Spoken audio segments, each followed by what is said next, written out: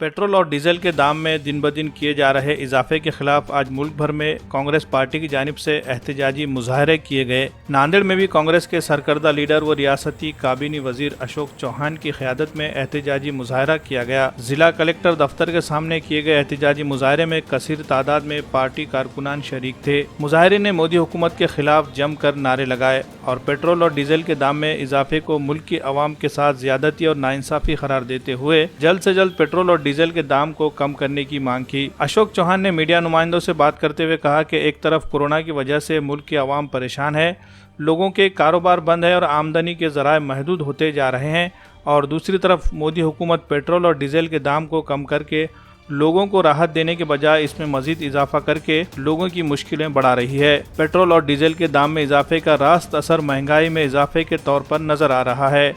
आवाम से हमदर्दी के मोदी हुकूमत के तमाम दावों को अशोक चौहान ने बेबुनियाद करार दिया। आज पूरे देश भर में कांग्रेस पार्टी की ओर से आंदोलन किया जा रहा है।